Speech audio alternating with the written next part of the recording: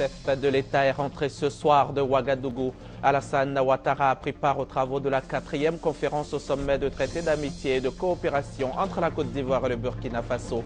Il s'agissait pour les gouvernements des deux pays de faire l'évaluation de la mise en œuvre des décisions et recommandations de la 3e conférence de ce traité de coopération tenue en juillet 2013 en Côte d'Ivoire.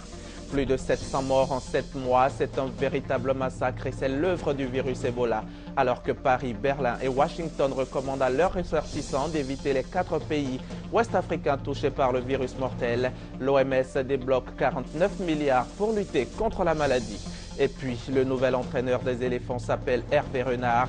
Il a été désigné ce jeudi en remplacement de Sabri Lamouchi. Voilà pour le sommaire. Mesdames et messieurs, bonsoir et bienvenue dans cette édition. Les travaux de la 4e conférence au sommet du traité d'amitié et de coopération entre la Côte d'Ivoire et le Burkina Faso ont pris fin à Ouagadougou. La 4e conférence a été marquée par l'examen et l'adoption de mise en œuvre des décisions et de la signature de 26 nouveaux accords de coopération. Et le chef de l'État, le président Alassane Ouattara, a regagné Abidjan ce soir même. Vous le voyez donc sur ces images, le chef de l'État qui a mis le pied à terre aujourd'hui, donc jeudi. Et puis, le chef de l'État a fait le point de cette 4e conférence du TAC au micro de Jérôme Kofi Abola. Je viens de rentrer de Ouagadougou avec Monsieur le Premier ministre et les membres du gouvernement. Et nous avons pris part au sommet du traité d'amitié et de coopération entre la Côte d'Ivoire et le Burkina. Je voudrais avant toute chose remercier le président du Burkina Faso, le président Blaise Compaoré, pour toute l'attention qu'il nous accorde à chaque fois que nous sommes à Ouagadougou. Ces marques d'attention fraternelle, cordiale, et également saluer le peuple burkinabé, le remercier pour l'hospitalité toujours chaleureuse et fraternelle. Nous avons eu un séjour particulièrement agréable ces 3 derniers jours à Ouagadougou. Alors, comme vous le savez, la conférence du traité d'amitié et de coopération est un événement annuel et traditionnel qui a été institué entre nos 2 États. Donc, nous étions à Ouagadougou pour la 4e conférence au sommet. Et dans ce cadre, il y a d'abord eu un conseil de gouvernement qui s'est tenu le mercredi 30 juillet et présidé par le Premier ministre de Côte d'Ivoire et du Burkina. Et bien évidemment, aujourd'hui, s'est tenu le sommet sous la coprésidence du président Blaise Compaoré et de moi-même. Et cela a été l'occasion de passer en revue les acquis de la coopération entre nos 2 pays. Nous avons pu ainsi aborder et faire l'évaluation de la mise en œuvre des décisions du 3e sommet qui s'est tenu à Yamoussoukro. Et nous avons également examiné de nouveaux domaines de coopération.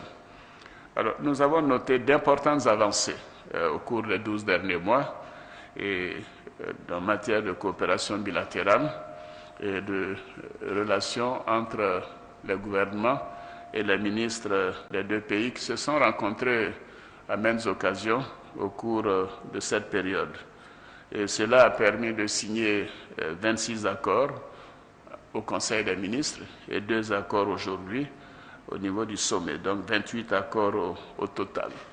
Et ces accords ont été dans les domaines économiques, le domaine des infrastructures routières et ferroviaires, le domaine de l'énergie, la libre circulation des personnes et des biens, la défense, de la sécurité et de la culture. Et à titre d'exemple, je peux citer le projet de construction de l'autoroute Yamoussoukro-Ouagadougou, je devrais dire Yamoussoukro-Bouaké-Bobo-Dioulasso-Ouagadougou. Et pour ce grand projet, les études de faisabilité sont achevées et nous avons donné des instructions aux 2 chefs de gouvernement pour la finalisation des études techniques dans les meilleurs délais. Je voudrais citer également la décision de réhabilitation du chemin de fer Abidjan-Ouaga, le fameux chemin de fer Abidjan-Niger. Donc la réhabilitation du tronçon Abidjan-Ouagadougou-Kaya et la construction d'une nouvelle voie ferrée qui irait donc de Kaya, Tambao, Dori, jusqu'à la frontière du Niger et sans doute jusqu'à Niamey. Et à cet égard, un accord cadre de négociation a été signé entre le Burkina Faso et la République de Côte d'Ivoire, entre la société Pan-African Minerals et une société basée à Londres, et le groupe Bolloré. Le groupe Bolloré fera la réhabilitation du chemin de fer d'Abidjan à Kaya, et le groupe Pan-African Minerals fera la construction du tronçon Kaya jusqu'à Tambao, frontière Niger et peut-être Niamey, et aussi s'occupera de l'exploitation de la mine de manganèse à Tambao et la construction d'un port minéralier à Abidjan. Donc c'est un très grand projet qui va coûter pratiquement 2 milliards de dollars sur les 3 prochaines années. Le démarrage des travaux est prévu avant la fin de cette année.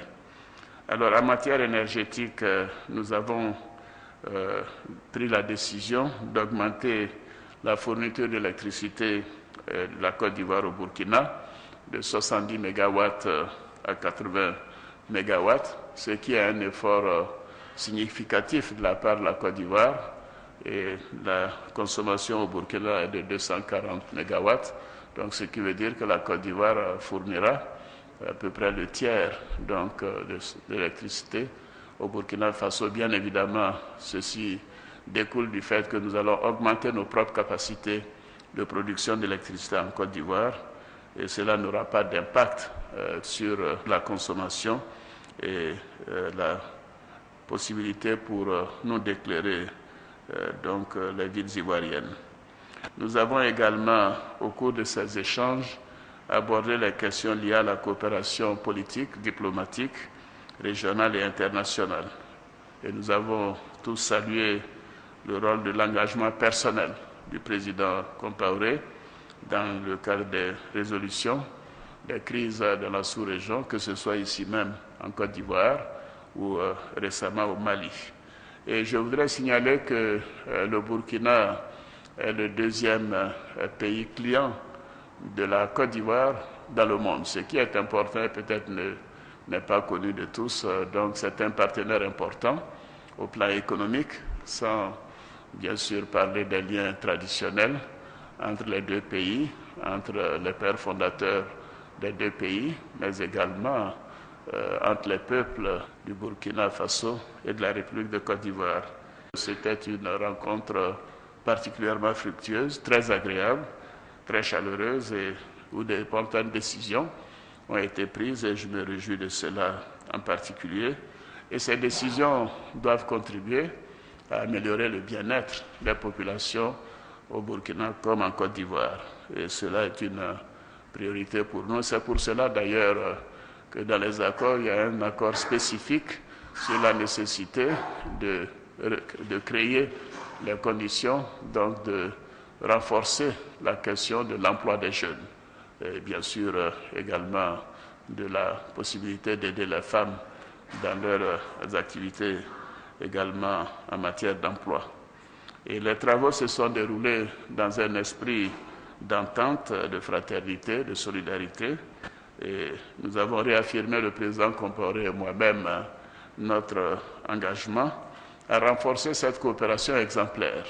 Et d'ailleurs, en tête-à-tête, nous disions que cela ferait du bien à la sous-région si cette coopération bilatérale pouvait s'élargir à d'autres pays de la sous-région, que ce soit dans le cadre de l'UEMOA ou dans le cadre de la CEDEAO. Donc, je voudrais terminer en remerciant à nouveau le président Compaoré pour toutes les attentions, pour son amitié, et remercier le peuple burkinabé pour l'accueil chaleureux qui nous est toujours réservé à Ouagadougou. Et bien évidemment, nous avons présenté nos condoléances au peuple burkinabé pour le terrible accident, le crash d'avion d'Air Algérie qui a fait, il y a quelques jours, une semaine à peu près, plus de 24 morts burkinabés, 118 morts au total de diverses nationalités. Et nos condoléances s'adressent également aux proches de toutes les victimes et de tous les pays concernés. Alors je signale que la prochaine conférence au sommet se tiendra, comme cela sera de coutume maintenant, dans la dernière semaine du mois de juillet en 2015. Et puis, la cérémonie de clôture de la 4e conférence au sommet de traité d'amitié et de coopération a été sanctionnée par un communiqué final. Je vous en propose aussi un extrait lu par le ministre burkinabé des Affaires étrangères. Au cours du sommet, leurs excellences M. Alassane Ouattara et Blaise Compaoré se sont informés mutuellement de la situation de leurs pays respectifs et ont abordé des questions d'intérêt commun d'ordre bilatéral, sous-régional, régional et international. Les deux chefs d'État se sont félicités du climat de paix et de dialogue social qui prévaut dans leurs pays respectifs dans la perspective des échéances électorales prochaines. Au plan bilatéral, les deux présidents ont fait l'évaluation des décisions et recommandations issues de la 3e conférence du sommet du traité d'amitié et de coopération tenue le 30 juillet 2013 à Yamoussoukro et identifié de nouveaux domaines de coopération. Concernant le projet de construction de l'autoroute Yamoussoukro-Ouagadougou, la conférence au sommet s'est félicitée de l'achèvement des études de faisabilité et a donné des instructions pour la finalisation des études techniques détaillées. Elle a décidé d'accélérer la recherche de financement en vue de la réalisation effective de ce projet vital pour le Burkina Faso et la République de Côte d'Ivoire. S'agissant de la décision portant réhabilitation du chemin de fer Abidjan-Ouagadougou-Kaya et la construction de la nouvelle voie ferrée Kaya-Tambao, la conférence au sommet s'est félicitée de la signature de l'accord cadre de négociation pour la réhabilitation, la construction et l'exploitation du chemin de fer Abidjan-Kaya-Tambao et la construction du terminal minéralier au port d'Abidjan entre le Burkina Faso, la République de Côte d'Ivoire, Pan African Minerals et Bolloré. Elle a en outre demandé aux deux opérateurs, Bolloré et Pan African Minerals, de respecter strictement le calendrier proposé par les deux pays en vue du démarrage effectif des travaux prévus en août 2014. La conférence au sommet a, au titre du traitement de la dette due aux États et aux sociétés de patrimoine ferroviaire, invité Citaraï à honorer ses engagements. La conférence a donc pris fin ce jeudi au palais présidentiel du Burkina Faso à Ouagadougou et c'est ce que vous voyez maintenant en image. Au terme de cette rencontre de haut niveau, les présidents Alassane Ouattara et Blaise Compaoré se sont félicités des résultats obtenus. Ils ont réitéré leur engagement à œuvrer de concert en vue du renforcement des institutions communautaires et faire de l'intégration une réalité. C'était là donc des images de la cérémonie de clôture de la conférence. Et maintenant, je vous propose de revenir sur les temps forts de la cérémonie d'ouverture des travaux de cette 4e conférence au sommet du traité d'amitié et de coopération entre la Côte d'Ivoire et le Burkina Faso. C'est avec Abiba Dambélé qui était notre envoyé spécial sur place. La Côte d'Ivoire et le Burkina Faso, à travers ce traité d'amitié et de coopération signé en 2008, veulent créer un cadre de concertation permanent entre les deux pays et mettre en place un partenariat dynamique pour garantir la stabilité et la prospérité dans les deux États et consolider les relations privilégiées de fraternité et de coopération dans les grands domaines d'intérêt commun. Depuis la signature de ce traité en juillet 2008, la coopération entre le Burkina Faso et la République de Côte d'Ivoire s'est considérablement intensifiée grâce à la volonté politique de nos deux gouvernements dont la force de l'engagement se traduit par la tenue régulière de nos instances de dialogue et d'échange. Ces plateformes nous ont permis d'élargir le champ de notre coopération bilatérale en main domaine et de renforcer le dialogue politique entre nos deux pays. Notre session de ce jour s'ouvre dans un contexte heureux où la République de Côte d'Ivoire, après avoir recouvré la paix et la stabilité institutionnelle, a retrouvé le chemin de la croissance et du développement et enregistre des performances économiques remarquables. Ces résultats le doivent au leadership de confiance et de clairvoyance que vous avez personnellement imprimé à la marche de votre pays et aussi au courage et à la foi en l'avenir qui anime votre peuple. La rencontre de ce jour s'ouvre dans le même esprit de convivialité et de fraternité que celle de Yamoussoukro.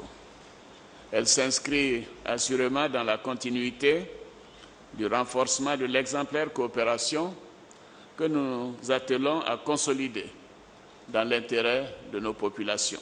Je voudrais aussi, Monsieur le Président, saisir cette opportunité pour saluer votre engagement en faveur du renforcement de la coopération entre nos deux pays et nos deux peuples, qui fonde beaucoup d'espoir sur ce modèle novateur de coopération dans le cadre de l'intégration sous-régionale que nous appelons de tous nos vœux. Je sais qu'au plan régional, sous-régional, vous avez également largement contribué à faire avancer la paix et le développement, la sécurité dans notre sous-région. Je voudrais porter témoignage, vous féliciter et vous remercier à nouveau, particulièrement en ce qui concerne le dénouement de la crise en Côte d'Ivoire. Merci, Monsieur le Président. La 4e conférence, ouverte ce jeudi 31 juillet 2014 à Ouagadougou, a fait l'évaluation de la mise en œuvre des décisions et recommandations de la 3e conférence au sommet du TAC, qui s'est tenue à Yamoussoukro le 31 juillet 2013. Décisions portant notamment sur la construction de l'autoroute Yamoussoukro-Ouagadougou, la réhabilitation prolongement du chemin de fer Abidjan-Ouaga-Niamey et la construction d'une nouvelle voie ferroviaire à écartement standard entre Abidjan et Ouagadougou, et l'approvisionnement régulier du Burkina Faso en énergie électrique et en hydrocarbures. Pour ce 4e traité d'amitié et de coopération entre le Burkina Faso et la Côte d'Ivoire, 28 accords ont été soumis aux 2 chefs d'État pour décision et recommandations. Voilà pour le chapitre Amitié et coopération entre la Côte d'Ivoire et le Burkina Faso.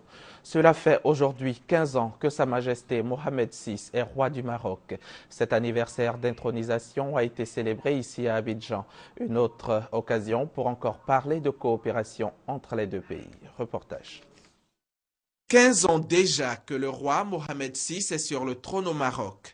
Pour le 15e anniversaire de son intronisation, l'ambassadeur du Royaume du Maroc en Côte d'Ivoire a voulu marquer un arrêt comme cela se fait tous les 30 juillet, partout où le Maroc est représenté pour traduire sa reconnaissance et son soutien à Sa Majesté Mohamed VI.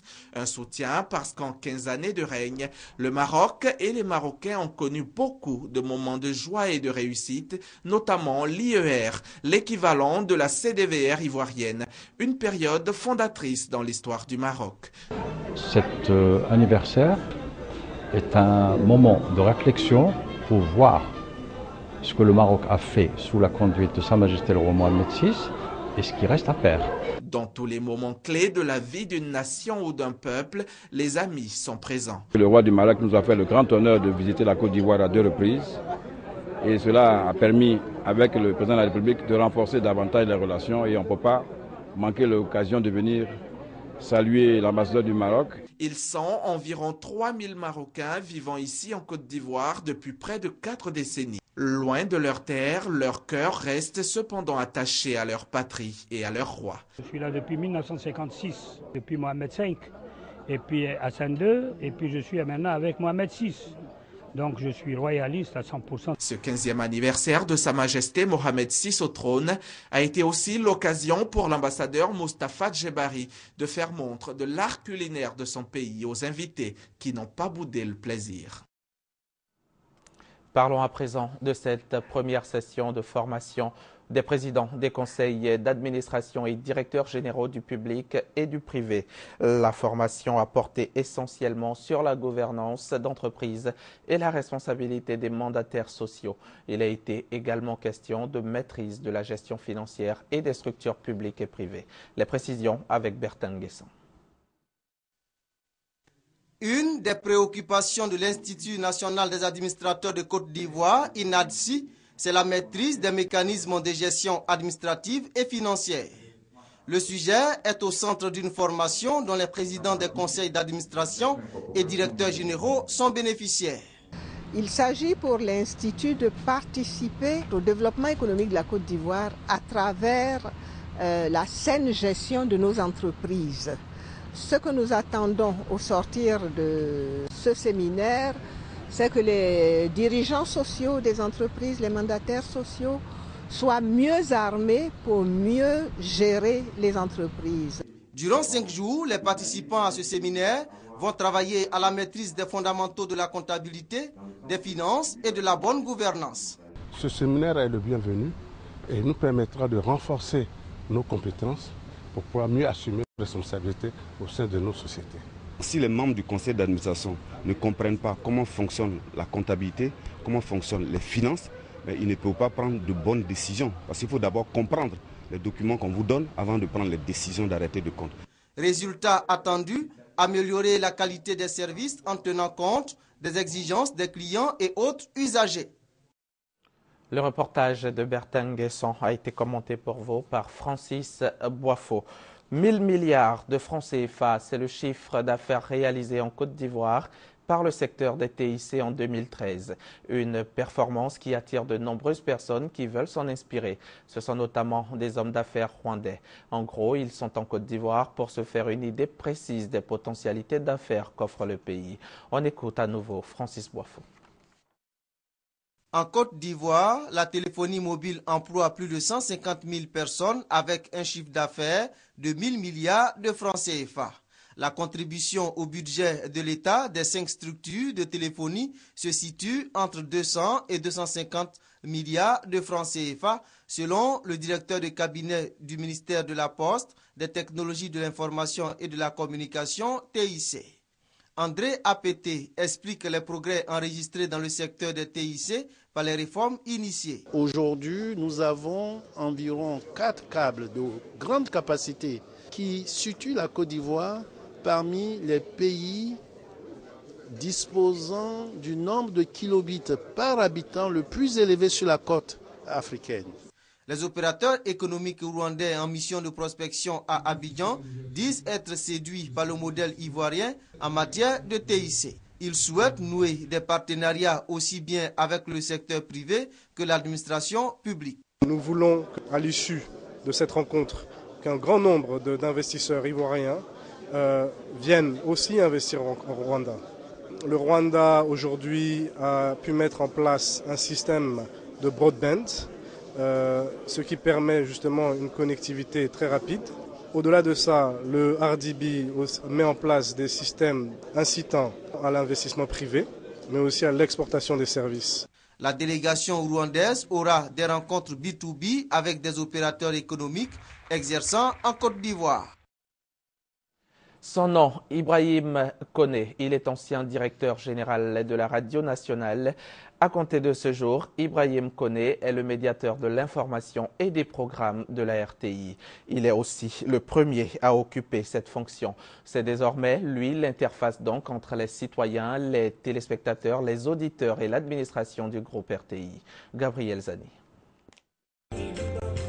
La radiodiffusion-télévision ivoirienne a un médiateur, son nom, Ibrahim Koné, le tout premier médiateur de l'entreprise depuis qu'elle existe. Il a été installé ce jeudi 31 juillet en présence d'un parterre d'acteurs du monde des médias. Nommé par le conseil d'administration de la RTI, son mandat est de 2 ans, renouvelable. Nous nous réjouissons de l'avènement de cette nouvelle institution, dont finalement avec un rôle un peu d'arbitre, qui devrait faciliter, fluidifier nos relations avec tous nos publics. Le médiateur écoute, enquête en vue de proposer des solutions pour résoudre les différends entre la RTI et le public. Ibrahim Koné s'est entouré d'une équipe de 4 personnes. Ils devront faire preuve de tact, de diplomatie pour accomplir aisément leur mission. Le médiateur est de ce point de vue l'outil majeur du dialogue permanent et fécond entre le public cible, les responsables et animateurs au sens large de la RTI. Avoir un médiateur est pour la RTI une démarche qualité à l'approche de la libéralisation de l'espace audiovisuel. Dans une Côte d'Ivoire qui sort de crise où les médias ont souvent été indexés, dans une Côte d'Ivoire en pleine phase de réconciliation nationale, le recours à un médiateur s'avère indispensable. Servant d'intermédiaire entre les citoyens et le groupe RTI, le médiateur renforce à ce titre les droits des citoyens ainsi que le caractère démocratique de l'administration. La mission fondamentale de la médiation est de tisser des liens de confiance. La médiation n'est ni un gadget, ni la bonne conscience des chaînes. L'équipe de la médiation créera périodiquement des espaces de dialogue animés par le médiateur. Des experts extérieurs participeront à ces rencontres, ce qui donnera plus de crédibilité au rapport de l'organe. Ibrahim Koné, médiateur donc de l'information et des programmes de la RTI. Mais pourquoi un médiateur pour la radiodiffusion télévision ivoirienne? Que représente-t-il exactement? Notre reporter Gabriel Zani a posé la question à la population, mais aussi à quelques agents de la RTI. Regardez. S'il y a une personne qui dit ce qu'elle pense, c'est bien l'actuel médiateur de la radiodiffusion télévision ivoirienne. Ibrahim Koné est reconnu pour son franc-parler dans ses relations avec les autres. C'est un choix judicieux du conseil d'administration de la RTI. Cet ancien directeur général de la radiodiffusion a été coopté pour sa connaissance parfaite du milieu et son professionnalisme avéré. Il est bon qu'on puisse avoir donc une structure ou bien une personne qui joue le rôle d'interface entre donc la télévision et les personnes qui jugent être peut-être défavorisées par une information ou bien par un traitement quelconque, de sorte que nous puissions travailler toujours avec à l'esprit l'idée de faire de rendre donc un service de qualité. Personnalité indépendante chargée d'examiner les plaintes des citoyens contre l'administration, le médiateur n'est pas l'œil du gouvernement, ni le représentant des pouvoirs publics. Aujourd'hui, sa présence oblige le groupe à faire bien les choses. Le médiateur peut emmener aujourd'hui la RTI à bien son travail pour la satisfaction de ses téléspectateurs. Nommer un médiateur maintenant, c'est une bonne chose parce que nous avons de temps en temps besoin de faire certaines remarques quant au contenu des émissions de la RTI. Il se prononce en fonction du code d'honneur du journaliste et de l'animateur, n'intervient pas dans le traitement de l'information et n'est pas non plus l'avocat du personnel. Bref, son champ d'action est aussi vaste que les besoins des populations. C'est pourquoi il a dit lui-même dans son allocution, pour que la médiation soit efficace, chacun et à tous les niveaux de responsabilité doit accepter de jouer le jeu de la médiation. Je vous l'annonçais en titre, le virus Ebola continue sa sombre marche. Les victimes se comptent par centaines. Ce jeudi, l'OMS, l'Organisation mondiale de la santé, a annoncé que le virus a fait plus de 1300 cas et 729 décès en Afrique de l'Ouest. L'organisation annonce également avoir débloqué 49 milliards de francs pour lutter contre la maladie. La guerre contre le Hamas se poursuit. Israël affirme sa volonté de poursuivre son opération de destruction de la totalité des tunnels de Gaza avec ou sans le cessez-le-feu. Ce jeudi, 24e jour de ce conflit israélo-palestinien, au moins 13 Palestiniens, dont 2 femmes, ont péri dans les bombardements. Au total, le bilan côté palestinien est de plus de 1300 morts et plus de 8000 blessés. Ce sont en grande partie, en grande majorité donc, des civils.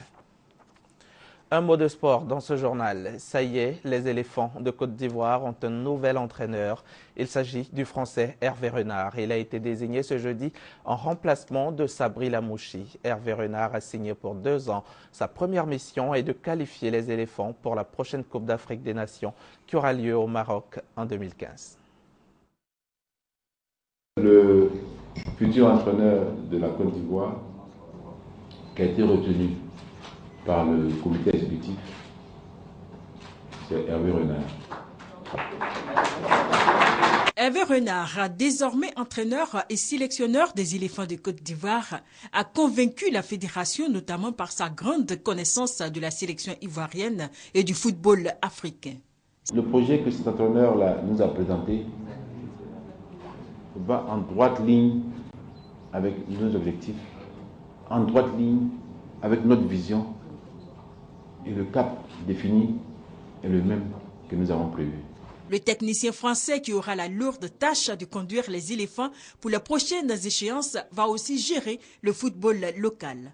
Il a été recruté pour un mandat de 2 ans renouvelable. Hervé Renard, 46 ans, a été l'adjoint de Claude Leroy au Ghana en 2008. Il a remporté la CAN 2012 avec la Zambie. Bien avant de livrer le nom du successeur de Sabri Lamouchi, Sidi Diallo, devant la presse nationale et internationale, a également fait le bilan de la Coupe du Monde 2014. En ce qui le concerne, il n'est pas question de démission. J'assume quand il y a de bons résultats et j'assume aussi quand il y a de mauvais résultats. J'assume, j'ai eu mal comme tout le monde, je suis le président. Dans la vie, vous savez, on peut trébucher, tomber, mais il faut se relever. Voilà. On se relève, c'est ça le sport. Hervé Renard sera incessamment à Abidjan. Il assistera d'ailleurs à la finale de la Coupe nationale prévue ce dimanche 3 août au stade Félix Houphouët-Boigny. C'est la fin de ce journal, mais avant, je vous rappelle que le chef de l'État, le président Alassane Ouattara, est rentré ce soir de Ouagadougou où s'est tenue la 4e conférence du traité d'amitié et de coopération entre la Côte d'Ivoire et le Burkina Faso. Cette conférence a été l'occasion pour les gouvernements des deux pays de faire l'évaluation de la mise en œuvre des décisions et recommandations de la 3e conférence de ce traité de coopération tenue en juillet 2013 à Yamoussoukro. Cette 4e conférence a été également marquée par l'examen et l'adoption de mise en œuvre des décisions et de la signature de plusieurs accords de coopération. C'est ici que l'on s'arrête pour aujourd'hui. Vous pouvez revoir ce journal sur notre site internet www.rti.ci. On se retrouve demain, toujours sur la chaîne qui rassemble.